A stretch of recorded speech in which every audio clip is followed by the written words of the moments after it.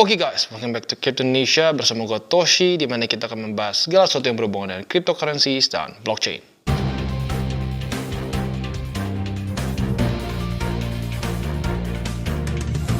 Oke, jadi pada hari ini sesuai dengan janji gue kemarin, apabila banyak yang minta pembahasan fundamental dari NIR Protocol, kita akan bahas. Dan basically ini dia videonya, tanpa lama-lama lagi langsung kita masuk ke reviewnya. Oke, jadi pada hari ini kita akan membahas mengenai NIR Protocol karena ternyata cukup banyak yang tertarik dengan NIR Protocol. Nah, buat kalian yang belum tahu, gue kemarin perdana mencharting NIR Protocol karena cukup banyak yang nanya dan ya kita tahu harga dia cukup naik belakangan ini. Nah, jadi karena banyak demand dan NIR Protocol ini untuk dibahas fundamentalnya, hari ini kita akan bahas ya. Jadi pertama-tama kita lihat NIR Protocolnya adalah sebuah koin ya, jadi bukan token, dia memiliki blockchain sendiri. Dan dia adalah ranking ke-17 di CoinMarketCap. Seingat gue dulu tuh masih ranking puluhan ya. Bahkan kayaknya mungkin masih 50 something. Sekarang udah 17, nggak kerasa ya. Jadi demand-nya cukup besar tentunya.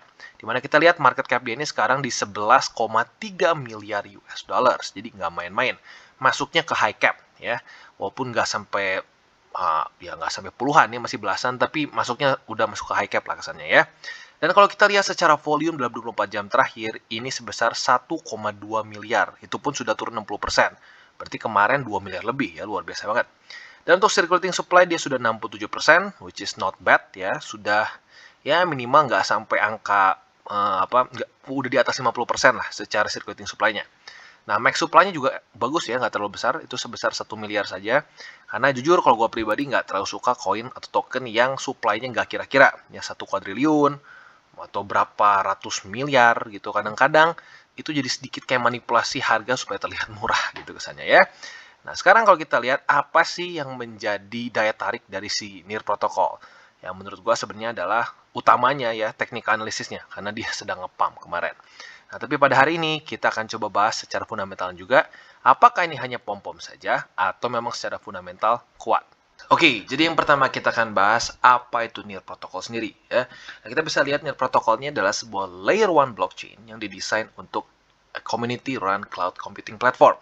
Nah, kalau kita lihat tujuan utamanya bisa dibilang cukup general ya, di mana tujuannya adalah untuk mengeliminasi limitation dari beberapa computing blockchain ya, tentunya salah satunya adalah Ethereum, di mana permasalahannya adalah seperti biasa low transaction speeds dan juga low throughput dan poor interoperability. Ya, untuk transaction speed dan low throughput itu tentunya urusan scalability.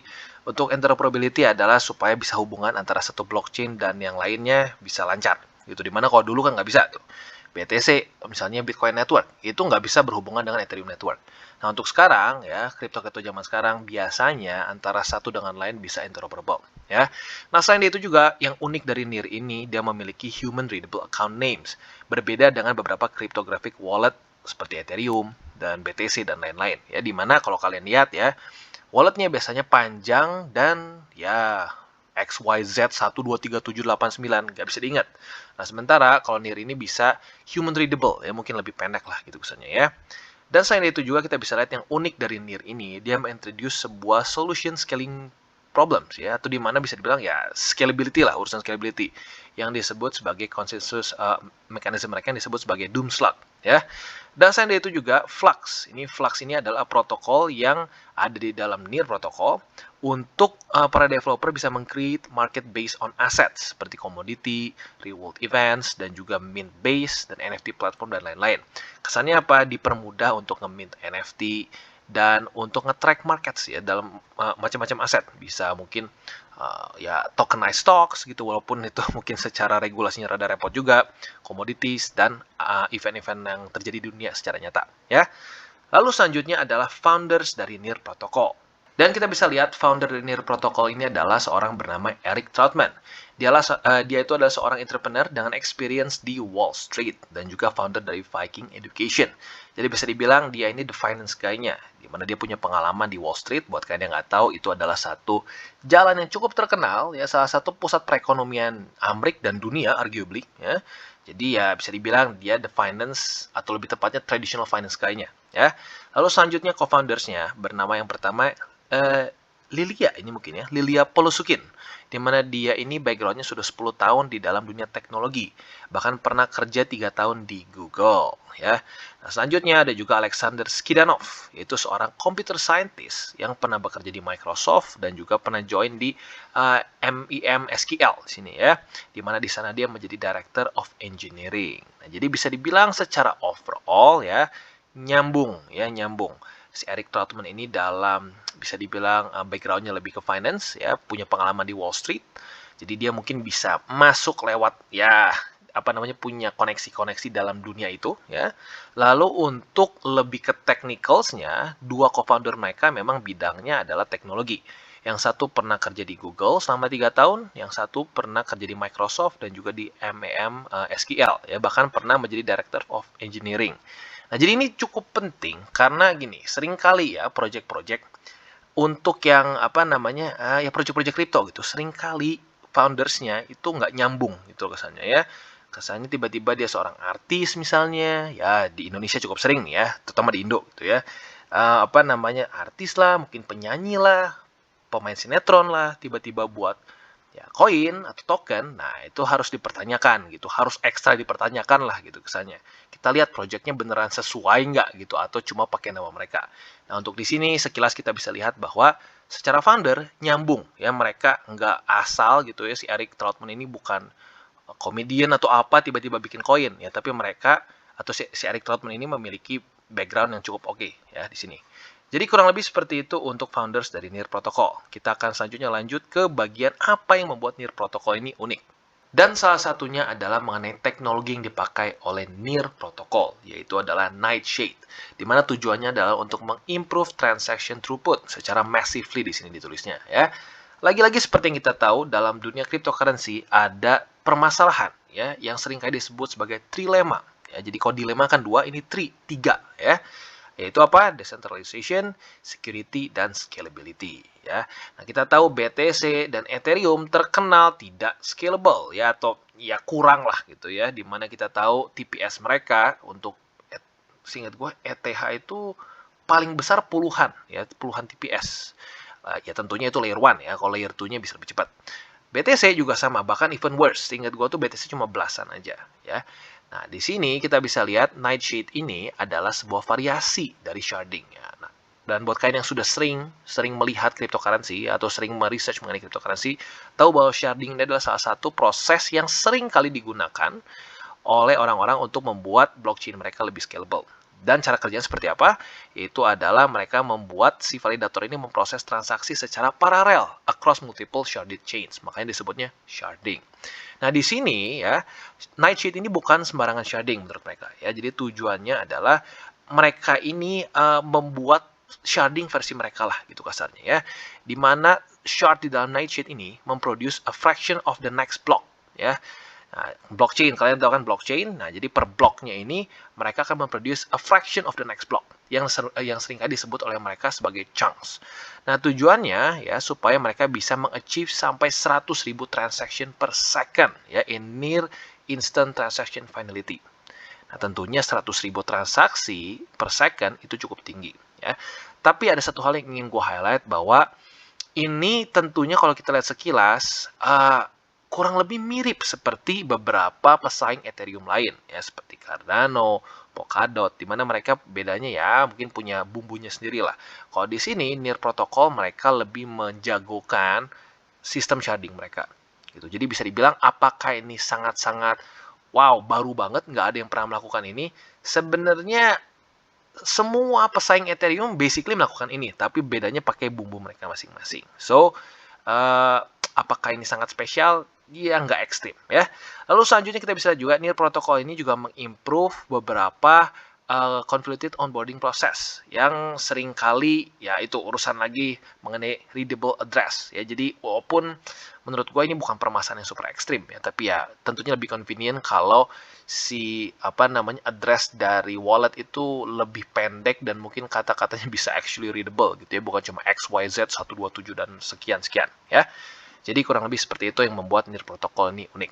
Oke, dan selanjutnya ada Near Protocol Ecosystem Fund, ya, di mana pada tanggal 25 Oktober tahun 2021, alias tahun lalu, Near Protocol meng-announce 800 juta USD Ecosystem Fund, ya, di mana cara kerjanya sama persis seperti berbagai macam layer 1 yang lain, seperti AVAX, Phantom, Cardano, Celo, dan macam-macam lagi. Nah, tujuannya adalah apa? Fund ini untuk membankroll inisiatif supaya orang-orang bisa fokus membuat simpelnya membuat dApps dan protokol-protokol di dalam blockchain dari si NIR ini sendiri. Ya, bisa dibilang ini cara yang cukup efektif, di mana waktu itu AVAX pernah naik secara cukup besar ya si tokennya, karena ada yang menjalankan ekosistem funding ini ya. Nah, tentunya itu juga dilakukan oleh Phantom dan cukup berhasil. Cardano juga pernah melakukannya dan cukup berhasil juga. Nah, jadi tentunya adalah sebuah movement yang cukup baik dari NIR Protocol. Nah, di sini kita bisa lihat ada beberapa hal yang difokuskan oleh si NIR Protocol. Salah satunya adalah funding mereka ini akan banyak di DeFi atau Decentralized Finance ya. Nah, selain dari itu juga mereka akan actively looking untuk project-project yang nge-build NFT dan DAO dan juga gaming ya. Nah, ini bisa dibilang tiga hal yang nanti akan cukup penting ya. NFT, DAO, dan DeFi, di mana bisa dibilang ini tiga pilar yang cukup kuat di dalam NIR Protocol yang nanti kita akan bahas di belakang ya. Nah, selain dari itu, NIR Protocol juga sudah men-raise 150 juta US dollar seed investment dari berbagai macam VC yang cukup terkenal ya. Three Arrow Capitals, lalu juga kita bisa lihat di sini ada Mechanism Capital, Dragonfly Capital, dan mungkin ya yang paling terkenal salah satunya adalah Alameda, ya Alameda Research tentunya, yaitu adalah SBF. Nah, tentunya ini spesifiknya ya, yang 150 juta seed investment ini lebih difokuskan untuk ke adoption dari Web3 technologies, ya dimana kita tahu sekarang semakin banyak orang yang lebih menyukai sistem yang terdesentralisasi.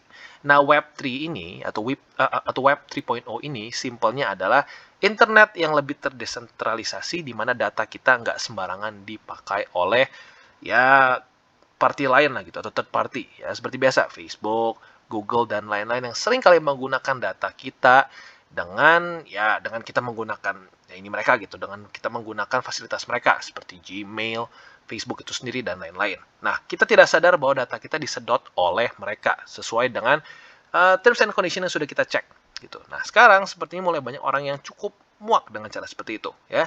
Maka banyak yang lebih prefer untuk menggunakan Web3 ya. Jadi tentunya itu bagus ya, mereka ada fokus juga terhadap Web 3.0.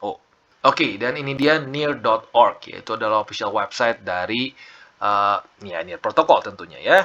Dimana data-datanya di sini ya cukup lengkap karena baik lagi ini adalah official website ya. Nah, salah satu yang mungkin menarik perhatian bagi kita adalah certified carbon neutral di sini. Apa artinya? Ya, kita ingat bahwa pada Mei tahun lalu dunia cryptocurrency digemparkan oleh dua hal ya. Yang pertama adalah mengenai China yang nge-ban mining BTC ya, di China itu sendiri bahkan sampai dia mengumpulkan mining rig terus dihancurkan dan lain-lain ya.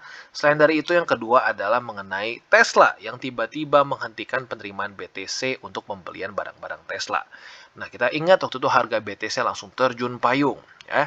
Nah, kenapa? Salah satu alasan dari Tesla menghentikan penerimaan BTC. Ya, menurut mereka karena permasalahan emisi ya. Nah, permasalahan emisi itu berhubungan dengan carbon neutral tentunya ya. Jadi, Near Protocol ini sudah memiliki sertifikasi dari Climate Neutral Product by South Pole di sini. Gue juga spesifiknya ini nggak tahu apa. Tapi di sini kurang lebih dibahas mengenai ya carbon neutral ya, di mana climate change bla bla bla. Jujurnya sebenarnya kalau mau ngomong pada faktanya BTC pun nggak ekstrim ya. Jujurnya BTC itu nggak terlalu ekstrim membuat polusi. Masih banyak hal-hal lain yang jauh lebih membuat polusi. Contohnya adalah peperangan yang terus-terusan dilakukan oleh Amerika Serikat dan berbagai macam negara lain. Tetapi tiba-tiba nggak tahu kenapa BTC dianggapnya sangat merusak lingkungan dan lain-lain. Jujurnya konyol. Tetapi dengan memiliki satu sertifikasi dari ya satu lembaga yang menyatakan bahwa produksi Near Protocol ini carbon neutral, ini menunjukkan bahwa dia lebih environmentally friendly. Ya, jadi ya seperti biasalah sertifikasi gitu ya. Dengan dia memiliki sertifikasi ini, ya dia memiliki satu keuntungan lebih dari beberapa protokol lain yang nggak punya ini. Yaitu apa? Dia nggak akan tiba-tiba dapat FAT seperti BTC gitu ya, dimana walaupun pada faktanya gue nggak setuju ya BTC dibilang sangat merusak lingkungan, menurut gue enggak ya, masih terlalu banyak hal-hal lain yang jauh lebih merusak. Tetapi dengan memiliki sertifikasi ini Near Protocol mengurangi resiko dia akan kena regulasi untuk urusan carbon neutral something seperti ini ya. Jadi itu tentunya bagus. Itu salah satunya yang ingin gua highlight pertama. Oke, jadi tadi kita sudah ngomongin mengenai sertifikasi yang dimiliki oleh NIR Protocol untuk urusan carbon neutral. Yang jujurnya sedikit konyol sebenarnya untuk urusan yang BTC ya, karena kita tahu sebenarnya lebih banyak polusi yang dilakukan oleh negara dibandingkan dengan mining Bitcoin. Tetapi memiliki sertifikasi ini membuat resiko dari NIR Protocol jadi lebih kecil untuk urusan regulasi spesifik untuk urusan carbon neutral ini. Karena jujur, itu cukup besar ya, ESG dan lain-lain. Itu sangat menekan berbagai macam, bukan cuma kripto, tapi perusahaan yang perusahaan yang memiliki saham pun kena urusan itu ya. Mereka harus carbon neutral. Nah, jadi untuk NIR Protocol memiliki satu sertifikasi ini membantu mereka nggak akan kena permasalahan yang BTC hadapi kemarin ya. That's good. Nah, selanjutnya kita akan membahas mengenai pilar dari si NIR Protocol ini sendiri, yaitu adalah the creator economy. Nah, kita akan bahas di sini ya. Nah, jadi creator economy ini ya bisa dibilang masuknya ke creative industry. Ya, di mana creative industry ini adalah sebuah industri yang terus mendorong inovasi dan fundamentally mereka ini emang exploratory. Ya, memang secara fundamentalnya mereka ini terus mengeksplor gitu kesannya. Dan hungry untuk membuat satu sistem yang sustainable. Ya. Nah, contoh ya, ini diberikan contoh oleh si NIR Protocol, yaitu adalah hip hop ya. Hip hop ini adalah sebuah genre musik yang tahun 70-80 dianggapnya sebagai musik jalanan ya, yang nggak terlalu besar lah perannya gitu ya. Tahun 70-80 lebih banyak rock, pop dan kawan-kawan. Nah, sekarang kita tahu bahwa hip hop ini menjadi satu genre yang luar biasa besar dan dominan di dalam dunia musik. Nah, di dalam post ini dia akan menunjukkan berbagai macam problems yang dirasakan oleh para kreator ya, dan bagaimana ya mereka akan menyelesaikan permasalahan tersebut. Jadi kita akan bahas yang pertama adalah mengenai the creator economy itu sendiri. Oke, dan kita kembali ke era tahun 90-an ya, di mana kita tahu bahwa itu adalah era internet yang baru mulai booming. Walaupun boomingnya mungkin baru di first world country seperti Amerika Serikat, Inggris, Jerman mungkin ya pokoknya daerah-daerah first world countries ya. Di Indonesia mungkin tahun 2000-an. Tapi intinya apa? Orang-orang mulai bisa mengkonsumsi dan meng-create berbagai macam konten ya, makanya disebutnya creator economy. Nah, kita tahu bahwa sekarang ya kita bisa menggunakan MacBook ini untuk membuat berbagai macam hal yang 20 tahun lalu itu harus dibuat di satu studio ya. Jadi satu MacBook sekarang bisa menggantikan studio pada tahun 20 tahun lalu ya, karena semuanya sekarang bentuknya digital dan everyone can create something sekarang. Tetapi permasalahannya apa ya? Boom dari creation dan massive expansion dari platform yang kita sebut sebagai internet ini tidak mensupport large fan bases yang boomnya similar dengan para creator gitu, atau kasarnya seperti ini deh ya. Para creator bisa meng-create, tetapi ada middleman ya, orang tengah yang mengambil untung yang lebih besar jujurnya ya, di mana para middleman ini mengambil benefit dari creator dari intellectual property mereka. Nah, ini salah satunya yang paling parah adalah di dunia permusikan ya, di luar negeri dan di Indonesia juga mungkin ya, di mana sekarang para middleman ini, orang tengah ini ya, malah yang memiliki IP-nya itu sendiri atau intellectual property itu sendiri. Jadi banyak sekali artis-artis yang membuat lagu dan konser dan lain-lain, itu semuanya ya, semua hasil jeripayah mereka atau jeripayah mereka membuat lagu itu dimiliki oleh si agency tersebut. Ini gue sudah sering lihat ya, videonya banyak sekali yang membahas mengenai ketidakadilannya dalam dunia industri musik dunia ya, internasional maupun di lokal juga ya. Nah, jadi dengan menggunakan creator economy ini, NIR Protocol memberikan satu alternatif di mana middleman ini di-cut gitu kesannya. Kita bisa langsung straight ke consumers atau lebih tepatnya ke fanbase ya. Nah, jadi itu dia mungkin kurang lebihnya yang dibahas dari creator economy. Nah, kita akan masuk sekarang ke detailnya. Oke, dan kita akan membahas relationship dari creators dan komunitas mereka yang seringkali disebut sebagai creator economy. Nah, ini ada 3 faktor. Ya, yang pertama tentunya ada creator. Nah, creatornya ini adalah mungkin simpelnya kayak artis, mungkin seperti grup band, di mana mereka memproduce something of value. Nah, value ini bisa jadi valuable karena ada komunitas yang menghargai dan mensupport si kreator ini. Contoh paling kasarnya adalah kalian yang mungkin fans BTS, ya. Kalian tentunya beli merchandise dan lain-lain, ya. Nah, saat kalian beli merchandise dan lain-lain, itu adalah masuk ke kategori atau masuk ke faktor ketiga, yaitu adalah financial tools, di mana ini adalah sebuah platform yang bisa membuat hubungan antara creator dan komunitas ini sustainable gitu. gitu. Kesannya nih, nggak mungkin kan BTS ngeband terus tapi dia nggak pernah untung nih, nggak pernah ada tiket, orang cuma nonton gratis. Semuanya harus ada pertukaran uang. Nah, itu kurang lebih yang membuat si dynamic dari creator ekonomi. Ya. Nah, jadi kurang lebih seperti ini ya. Dalam ekonomi sekarang, kurang lebih ini akan jadi one way path untuk para creator.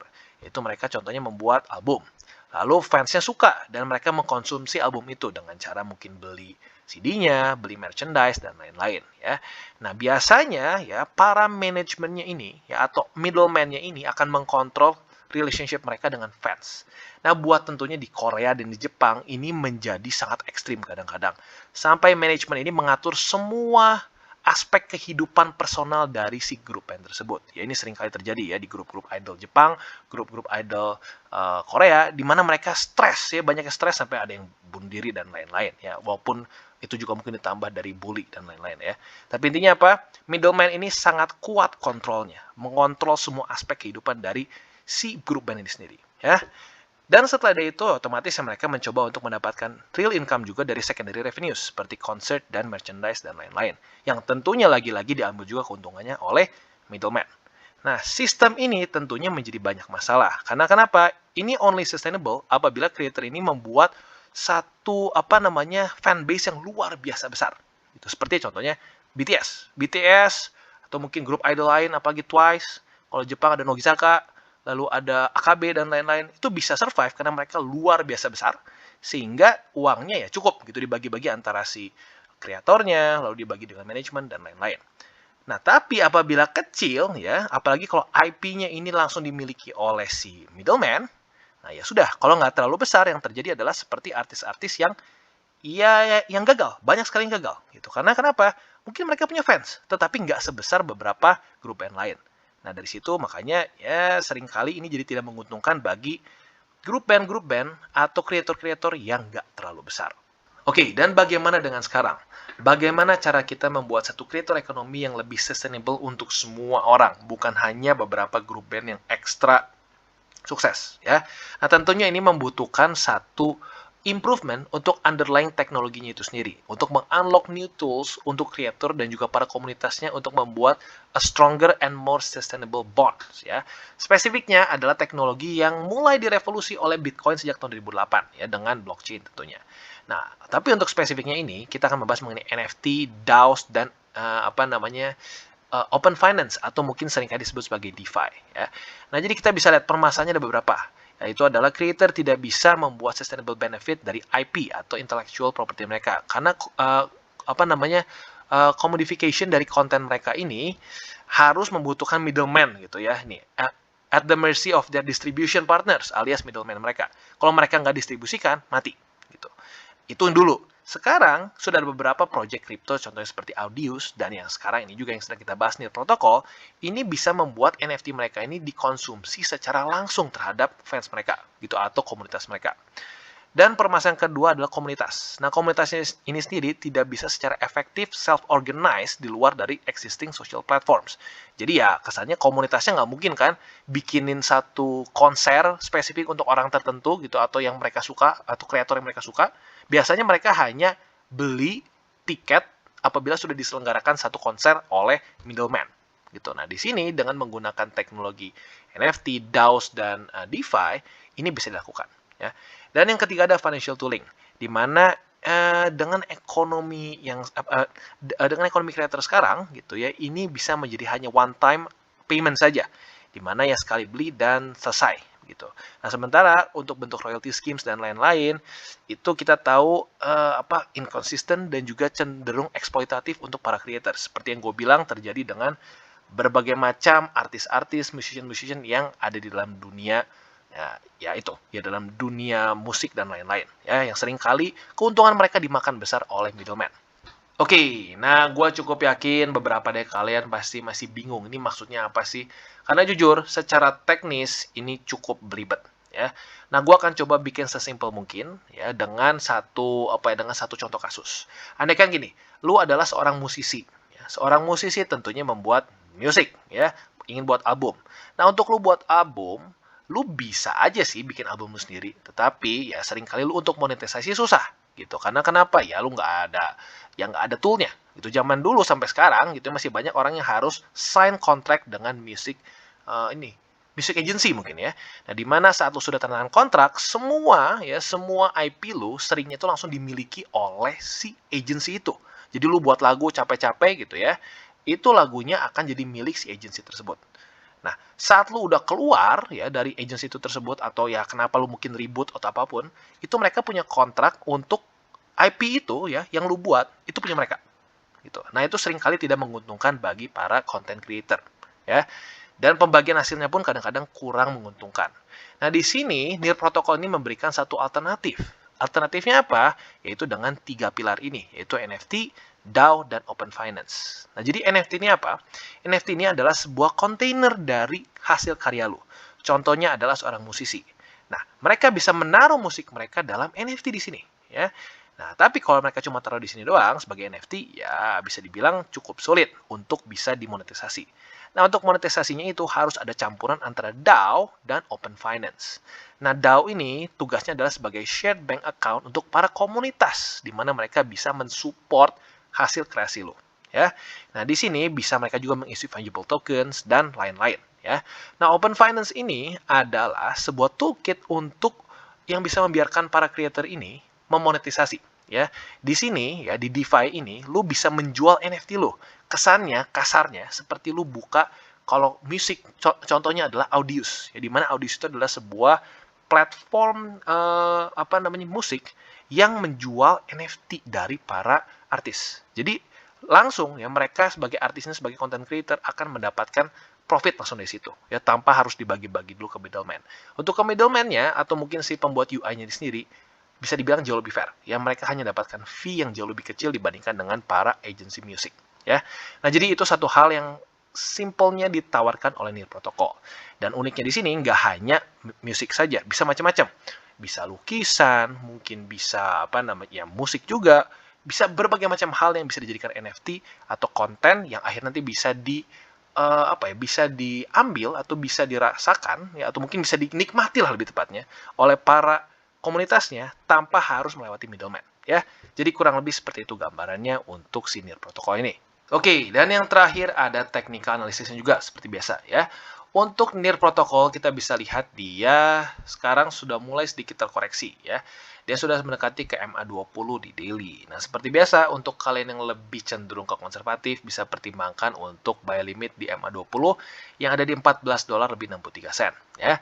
Dan buat kalian yang mungkin lebih agresif ya bisa pertimbangkan di daerah sekarang basically yaitu di MA50 tepatnya itu di $16 lebih 53 sen ya. Jadi kurang lebih di daerah running sekarang ya. Jadi itu kurang lebih untuk buy limit NIR Protocol. Nah, kalau untuk secara struktur kita bisa lihat dia semakin mendekati ke all time high. Tetapi baik lagi harus cautious karena kenapa BTC sekarang masih di bawah dari bull support band. Jadi gua ingetin lagi sekali lagi untuk altcoins biasanya dalam kondisi BTC di bawah dari bull support band mereka performanya akan cenderung ya nggak terlalu bagus gitu ya. Mereka akan cenderung sulit untuk parabolic move ya. Jadi sebelum kalian trade tentunya harus kalian pertimbangkan. Jadi kalau gue pribadi sih lebih sarankan kalian lebih cenderung ke konservatif apabila BTC masih di bawah dari bull support band ya. Jadi kurang lebih seperti itu untuk NIR Protocol secara technical analysis. Oke, jadi kesimpulannya seperti yang kita lihat, NIR Protocol ini kalau kita lihat secara generalnya, jujurnya nothing too extremely special. Ya mereka mungkin punya cara sharding yang mereka sendiri, yang menurut mereka bisa lebih cepat. Tapi basically menurut gue itu seperti bumbu yang berbeda-beda aja dari semua pesaing Ethereum. Nah, tapi mungkin angle yang lebih menarik dari si NIR Protocol ini adalah dia membuat atau ingin membuat sebuah creator ekonomi yang berbeda. Ya, di mana sistemnya ini lebih fokus terhadap gimana supaya creator ini bisa monetize kreasi mereka ya dengan cara meng-cut middleman. Ya, ini cukup menarik, tapi baik lagi ini semua tergantung ke adopsi dan masuknya NIR Protocol ini masih ke pesaing Ethereum ya karena masih bertarung juga di daerah situ ya. Jadi tentunya untuk adopsi kita nggak pernah bisa tahu mana blockchain yang akan diadopsi ya. Jadi untuk untuk kita akumulasi menurut gua oke-oke aja. Tapi baik lagi kita harus ingat market cap-nya ya. Dia ranking 17. Jadi tentunya masih lebih rendah daripada Ethereum, Cardano, Polkadot, dan lain-lain. Jadi otomatis di-adjust sesuai dengan persentasenya. Jangan sampai kesannya 90%, 100% semuanya di NIR. Ya, harus kalian seimbangkan dengan beberapa Ethereum killers lain. Ya, jadi kurang lebih seperti itu kesimpulan untuk NIR Protocol. Dan bagi kalian yang belum mengikuti DCWT atau Daily Charting with Toshi, bisa klik di sini, di mana kita akan daily chart your favorite cryptocurrencies. Dan buat lo yang masih bingung cara baca chart, candles, dan hal-hal mendasar lain, bisa juga klik di sini ada tutorials with Toshi. Dan buat lo yang belum memiliki akun, mungkin seperti di Bybit, Maxi, toko kripto, dan lain-lain, bisa menggunakan link referral kita di bawah. Tentunya nggak wajib, tapi apabila menggunakan link referral kita, lo secara aktif membantu perkembangan dari TCI. Dan satu lagi, jangan lupa juga untuk join Telegram group kita, supaya kita bisa ngobrol-ngobrol santai mengenai dunia cryptocurrency secara in general, secara dua arah. Ya, so jangan lupa untuk like, subscribe, click the bell icon, and see you on the next video.